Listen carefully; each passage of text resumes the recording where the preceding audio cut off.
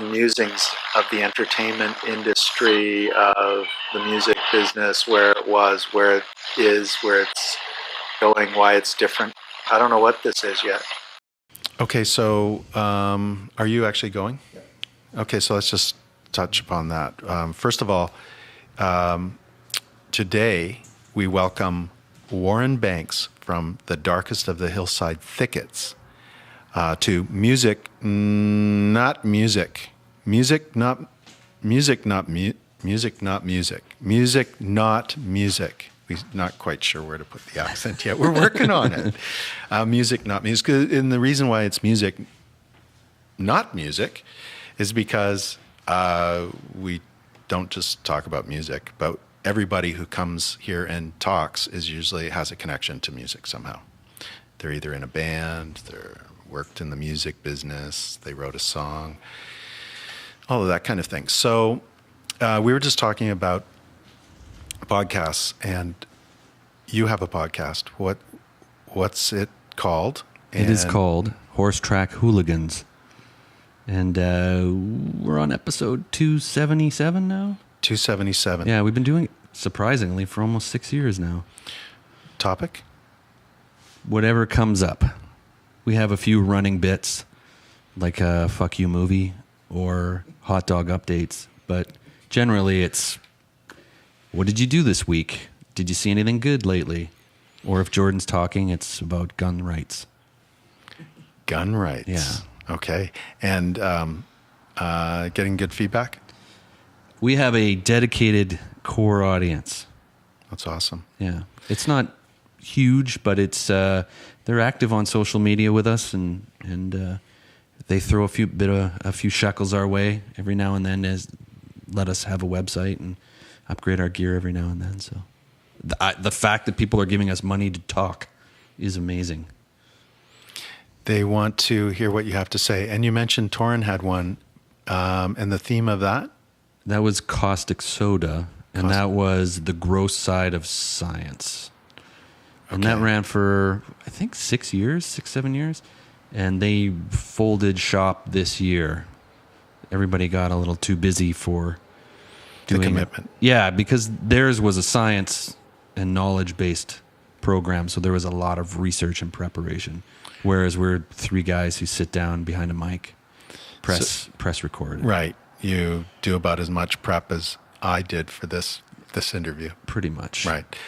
But that's okay, because I can work off the seat of my pants and talk about something that I know. And what I like to do is I like to talk about, the creative process. I also like to talk about what inspires people to do what they do. So, the darkest of the Hillside Thickets, I came across them many years ago and was fascinated first by the name. And I thought, well, this is very, very clever. I'm intrigued by this. It also had an air of mystery and suspense about it.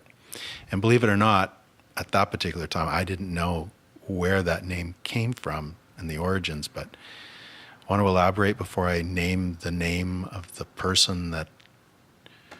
I don't want to name the person. I want you to talk about the thing that inspires you to write, and also inspires you in sort of inspired the band to form, and how that came to be. I guess the main inspiration for the lyrics is through our singer Torin. And Torin and I met in university in art class. We were taking fine arts degrees, diplomas, whatever have you. And we started talking, and we both learned that we both played Dungeons and Dragons. And so we started gaming together. And then there is a game based on the works of Howard Phillips Lovecraft, long dead horror author, called Call of Cthulhu. And we started playing that. And Torin had been reading Lovecraft stories and was really into Lovecraft. And that introduced me, because I like to read. So he gave me some of the books, and I was reading them, and I was also intrigued. Roughly the same time, it was the late 80s, early 90s. And a lot of our friends were in bands, and some of them were doing great things. One of them got signed to Network Records and was touring. And I comically said, hey, we should start a band. And Torin, who had been tapped by a few of our friends to come up with a list of band names. Like a big long lined piece of paper of names. Mm-hmm. And so he had one sort of locked and loaded. So as soon as I said that, he said, we should be the darkest of the Hillside Thickets. And that was the coolest name I'd ever heard. Yeah, me too, actually. It was long and funny and evocative. Mm-hmm. And I went, well, that's it. That's perfect. End of discussion. Mm-hmm. So neither of us were musicians. But my side of it was I listened to a lot of punk. Nirvana was just sort of coming onto the scene. They hadn't broken big yet, but there was a lot of that sort of 3-chord heavy sort of primal music. And when it inspired me to pick up a guitar, and we had a band now, and I'm like, hey, I can play these songs. So right. We played a show. We had a lot of fun. People had a good laugh and enjoyed it. We weren't great, but we had a lot of fun, and people didn't say, don't do it again. Right. And we just kept doing it again. It's enough encouragement to do it again. And not only that, it's like, probably it didn't really matter what people thought.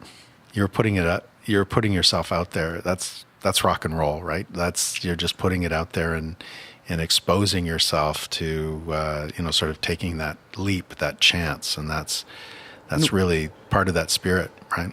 And a lot of it was, we were helping to offset our lack of musical talent with props and costumes. But when you go to a live show and you get that stuff, it's a show. Yeah, it's an extra layer on top of, like, a band who doesn't do it lives and dies by their performance. Like, oh, I went to the show and they flubbed a few songs and they didn't play this one. But a lot of people. And it's a double-edged sword, because a lot of people will go, oh, I went and saw you guys, and you guys had Spider-Man villain costumes on. It was great, and I had a lot of fun. But then you're like, oh, yeah, you're that costume band. Right. So as the years have gone on and we've gotten better and more refined with our songwriting and performing, I think only now people have started to kind of go, actually, you guys aren't that bad. You're pretty good. Like, appreciate it on purely a musical level. And well, they will comment about the music as much as the costuming. Right. Whereas before it was, how when you go see a band and the band is around and maybe you weren't that great, but you're like, oh, you guys played really good tonight. That's the sort of the backhanded compliment you can give them. Yeah. Ours was, oh yeah, I saw you guys play. You guys had really good costumes. You put on a good show. Yeah. So I was like, I liked it when you came out with that giant head, whatever it was. Yeah. It's just like, and then when you mentioned punk, and you couldn't really necessarily say, well, the Darkest Hillside Thickets, it's a punk band. I've heard other people refer to you as sort of a punk band. It's weird. People haven't. I don't even within the band. I don't know if we've been nailed down to a genre. Right. Over the years, we kind of we were grunge, mm-hmm. we were surf punk. We were metal, we were heavy rock. Yeah, some sort of, exactly. But it's, to me, and this has been, I think, recurring theme with some people that we talk to here. There's a certain inspired, when we use that word punk, it was like, for me, there was a sort of generation of people who just started taking things into their own hands when it came to music, meaning, okay, I can't really play that well, or I'm learning how to play. Let's do a show, right? As opposed to, until I'm as good as the guy in Steely Dan, I'm not going to do a show, right? Like, because that was the kind of, at least when I was in high school, that was the message. Like, everybody's like, okay, like, can you play Reeling in the Years? Can you sing like Robert Plant? Okay, then probably shouldn't do a show. Is your name Alan Parsons? Yeah. So what punk did was inspire that, and actually probably was the first time I started hearing this expression of DIY. Let's do it ourselves. Let's put on our own show. Let's write our own songs. Let's make our own stuff. And for you guys, making your own stuff, it's not like you, and I'm sure you beg, borrow, and steal wherever you can with the props and the costumes. But what struck me was all the work and intricate work that from time to time, some less intricate, some more intricate, but the work that you guys put into actually building the craft that goes into making these costumes as well, right? Because it's not like, oh, we went down to the costume shop and like these yellow jackets would look good or whatever. I mean, you're actually building. You see this a lot now. I see it with what is it called, cosplay and different kind of, taking the animation world and transforming it to life and comic book conventions. I mean, you attend those things and you see potentially every version of every kind of fantasy themed science fiction role-playing game, racing game, whatever it could be. It's like so fascinating to me, and people dress up as their favorite characters or their favorite animated character or whatever, and I mean, you guys are in your glory in that situation, I would imagine. I don't want to say we were ahead of our time. Yeah, I think you can say that. I mean, but it feels like the world is catching up to us now a little bit, or it's what we do has become a lot more socially acceptable and acknowledged, and is sort of cool now. And so as a result, and I've noticed it in the last, with the internet and the culture shift, the last couple of years, we've sort of had a mini resurgence of interest. I think the other thing is a lot of our fans, there's two sort of groups of fans that we have. There was the kids in high school who got our albums and are now out of high school and they're in bands. And they're like, hey, I remember I loved you guys in high school. We want to play some shows with you. So we've done a bit of that. But then we also have this people who are in their 20s when we were really active in the live scene are now in their 40s, and they're like, hey, you guys are still doing stuff. I've got all this money now because I have a real job. There's that. And I'm settled down. I'm not living paycheck to paycheck. I'm more responsible. So like when we did our fundraiser for the new record, I was overwhelmed by how much of a response we got. Because I had in the back of my mind was like, well, if we get 5,000 together and over the 3 months that we've got it, and we could play a few live shows, and then within like the first day we had it, and I was just stunned. There's a connectivity. Like you guys met in high school, but you could have, in college, but you could have met in high school. You could have been a couple of guys in a basement in Abbotsford playing a role-playing game. You could have been Stranger Things or whatever, right? Well, pretty much everybody else in the band, that is how they met, and then I sort of attached on. Right. And then I was the guy who was like, hey, why don't we... Right. So there's a little bit of but you got to DIY, but there was a little bit of you're in the right place at the right time. Yeah, but that's in a community in the valley here or whatever. But you got to think that at that same time that was happening, some kid in some suburb of London, England, or Boston or whatever, there's people doing the same thing and being inspired by the same thing, as fringe as it might have seemed, right? Yeah. But how did they connect, right? Like an ad in the back of some weird fanzine or something. Like, there was things that connected us in terms of, I got the new issue of whatever, and it might have connected us to different people in that, in the realm, or inspired, or actually gave us the opportunity to believe I'm not the only one. There's some other kid in New Jersey that's into this too, and. But as you move forward into music, like what struck me is, when I was a kid, it was kind of like music genre categorized, popular, country, not popular or whatever. It was classical, right? There was these there's 5 or 6 genres. There wasn't even a rock genre, I don't think. It was like popular music. Well, I remember being a kid, and every year I would listen to 14 C Fun's year-end top 100 songs, and they considered themselves to be a rock and roll station. Mm-hmm. But it had country on that list, and some folk and some a lot of crossover. Yeah, it wasn't just mainstream. It wasn't as directed into certain lanes, right? You want your heavy rock, now you go to C Fox. Right. But zip forward, and I can remember hearing terms like, "Oh, this artist, like, they're the leader in nerdcore.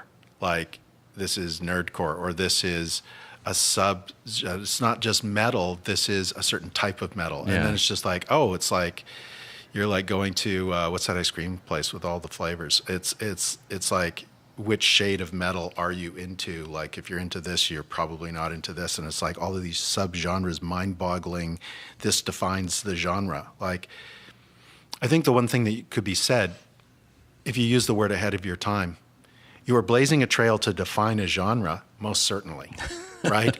To define a genre, even if it was like, I think we might be the only band dedicated to H.P. Lovecraft and dedicated to the the words and the stories of H.P. Lovecraft, and we're manifesting those through a rock and roll band. I mean, what a crazy and great idea all at the same time, right?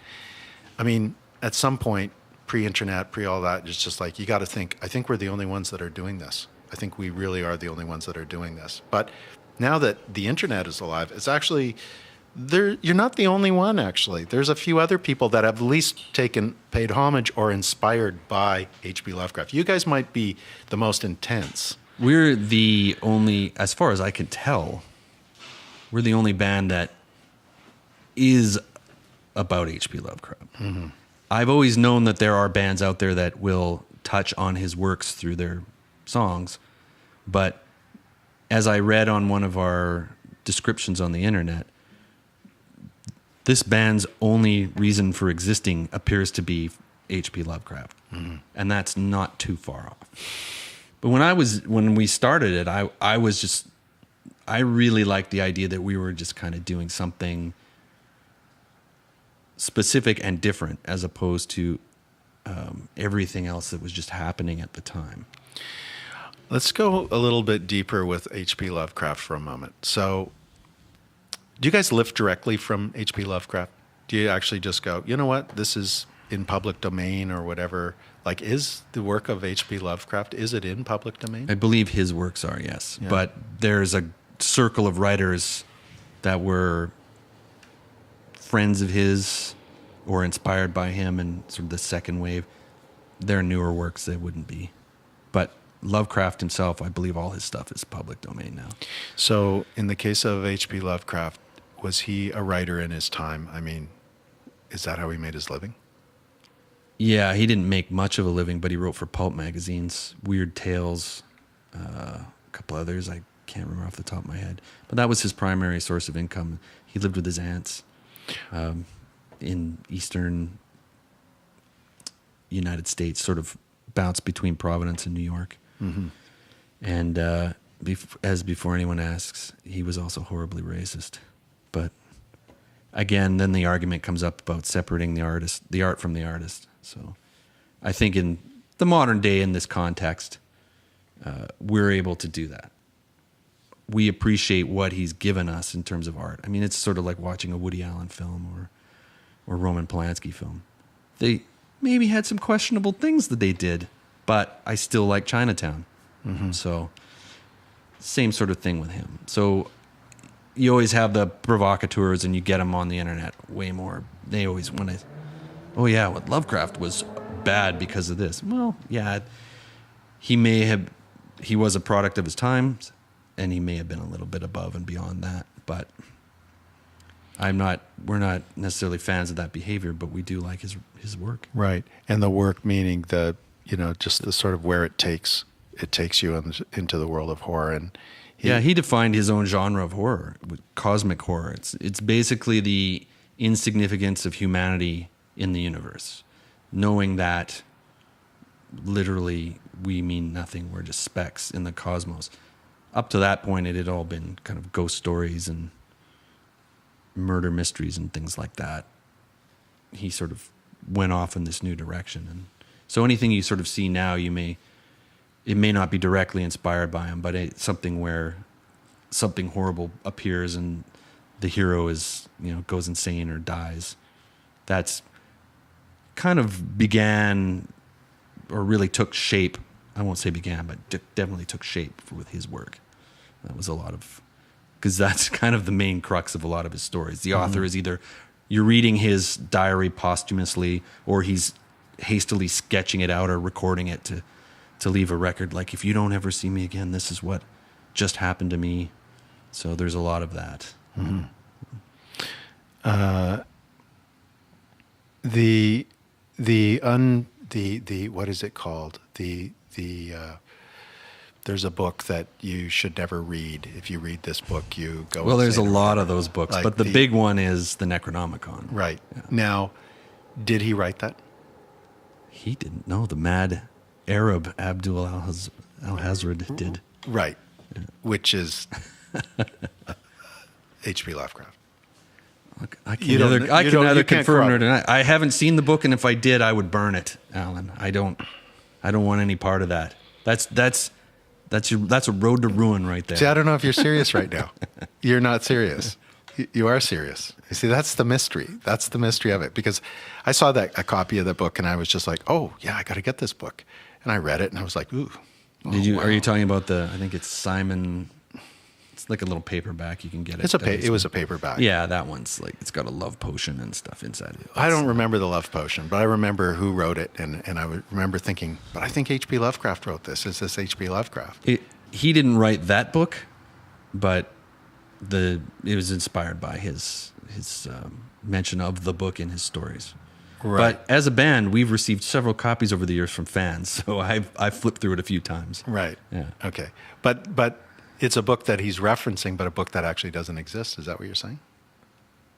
We will never truly know if it exists because once somebody sees it, it's all but over at that point. Right. Wow. Okay. And obviously, the influences would be immeasurable in terms of writers that came after him and Yes. were completely, besides The Darkest of the Hillside Thickets, turning it into a series of really rock operas. Every album that you've put out is a real theme to it, based on either individual, I guess, short stories or an actual story where you go into deeper depth, right? Yeah, we're just putting out a new one now. This one's probably, dare I say, our least Lovecrafty. It has Sell out. It's got probably half the songs on the album are direct. They're either us telling the stories in our own way of stories he wrote, or they reference things that have been written by him or other authors in that mythos. And then there's a couple where we're just like, we've never really done a song about being late. So let's write a song called A Little Late. Right. Okay. And what is the title of the album? What is the title of this new work that we're going to be seeing soon? It is called The Dukes of Al-Hazred, which is a play on the Dukes of Hazzard and the mad Arab Abdul al-Hazred, who wrote the Necronomicon. So there's your tie-in. Right. It's probably only going to play to a certain audience. I realized I kind of was busy doing other things when we picked a title. Well, I think there was a remake of the Dukes of Hazzard, wasn't there? Wasn't Yeah, there the movie with remake Johnny with new Knoxville actors and and- Johnny Knoxville and everything? And that was, I think, a smash, wasn't it? Probably. And then, so there's a whole new fan base that are going to discover the Thickets through their fandom of the Dukes of Hazzard. Right. I don't know how many younger audience members will be pulled there from the Dukes of Hazzard reference, but So if I can imagine the costume, short shorts and little tie, it's like denim shirts unbuttoned to our navel, and Yeah, is that where it's going to go? I think they shot bows and arrows. Some guy dressed like a sheriff. Oh yeah, Tori can wear a white suit with a white cowboy hat. He'll be Boss Hog. Yeah. Oh yeah, we could dress up. Sheriff's outfits. We could all be the bad guys. I've been thinking about this the wrong way, Alan. You've opened my eyes. I thought we would be the Dukes. We could actually be the law, trying to stop the Dukes. Sounds good. Yeah. So it's music, not music. Music, not music. Music, not music. Music, not music. That's good. Yeah. That's good. I don't know why I can't do that. The guest today is Warren Banks from The Darkest of the Hillside Thickets. How are we doing for time? Got 30 minutes left. No, we don't. What are we going to talk about? 30 minutes? 30 minutes. we can put Torin in, and I can talk to him. We can cut it together. Okay, you want to wrap it? We can coordinate that at another time. That's what I'd like to do. We sort of had a natural ending there. Yeah. Let's wrap it, and what we can do is because Torin lives down the street, at some point I'd like to get him in, and then we'll finish the segment. Okay, that's good. And then see if he actually corroborates what you said. I know- No, that's not it at all. Two things: he's got a terrible memory, and two, he's really tired of telling and hearing the band origin story. So, Well, the thing is that I knew that was even a stretch to get into that. Yeah. But the cool thing about this is, I don't know it's if- like what'll happen is that this could reach different people, and then they go, "What is it? What are they talking about? I'll go over here and land on your Bandcamp site." there's one thing I've learned over the years: nothing you do is insignificant. And well, Okay, or everything that you do is completely insignificant. Or has potential to be significant to somebody, because over the years there's somebody who's like, I heard you on this compilation you were on that sold 20 copies. sorry to interrupt. Can you do me a favor? Let's just fake like a bit more of a transition. I'll cut it. Just say, okay, so we're gonna say goodbye for now. See you in part 2 or something like that. Everything's still rolling, so. Okay, you know what you were just talking about is absolutely true. It's just like that opportunity. Nothing is insignificant in terms of a mention somewhere. It's that opportunity. People always go, they always ask me questions like, well, how did that happen? How did you get that? Or tell me how you managed to do this, and then I'll take some notes and then I'll go do that. And I'm like, almost every opportunity that is presented itself is based on you recognizing first that it's an opportunity. So if you're not actually doing the work, like, you know, say you're promoting a band or you're working on your band or you're working on your music or whatever, you don't, if you're not working and you're not in it, you don't recognize the opportunity. It's like, whatever. But if you ask people like, well, how did that happen? That was a great thing that happened. It's like, there is no insignificant thing. You're working on all this stuff and it goes out like this, right? And then it's like, oh, it was actually the neighbor, a cab driver gave the music to this guy, and his wife was listening to it at his house. Well, her husband was somebody who was a film producer. Yeah. Who then heard the music and said, this is great. This is what I want in my, so it's like, yeah, actually, well, you have to know the guy to open the gatekeeper and everything, but it actually hopped a fence in a neighborhood in Pasadena and ended up in the film. But Yeah. your music was out there. Yeah. It ended up in a cab driver who was a huge fan or whatever, then off to a neighbor, then off to somebody's like, I have countless stories like this. Well, the thing about being a band for 25 years is you get to see the arc of that happening. Back in '92, I emailed a bunch of copies of our then new album, Cthulhu Strikes Back, I got a mailing list from somebody somewhere, I can't remember. And I just mailed a bunch of stuff out to radio stations, anybody who would play some press like that I thought would give us the time of day. And one of those things got into the hands of a guy down in California. He was connected to gaming. He got us down to play a game con. We went. 2 years later, he gets hired by a big gaming company up in Seattle. They put on a convention in Geneva in Wisconsin, which is now in Indianapolis, called Gen Con. We're on stage playing with They Might Be Giants because he's like, oh, I love you guys. You're awesome. And I'm in charge of organizing this event, and my boss wants They Might Be Giants, and I think you guys should open up.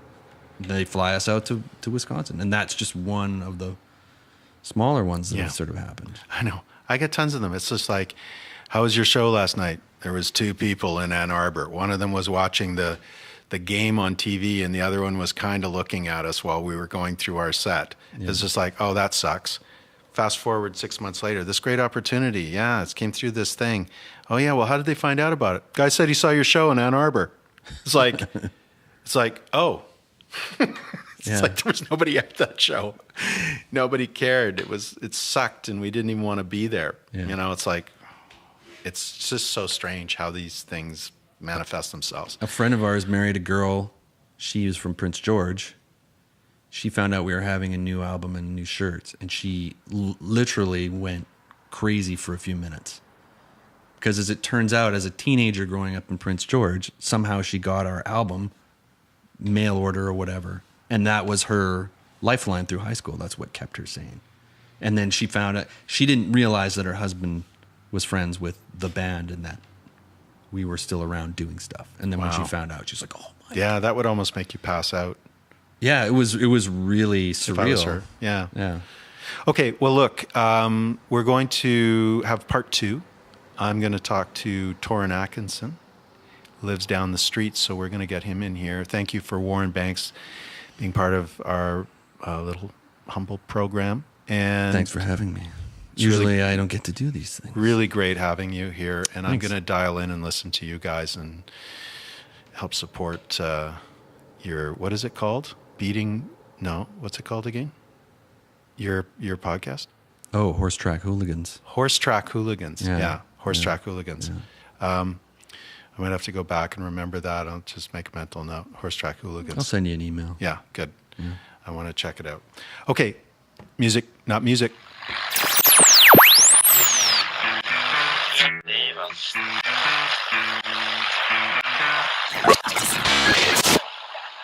Musings of the entertainment industry, of the music business, where it was, where it is, where it's going, why it's different. I don't know what this is yet. We might even talk about music.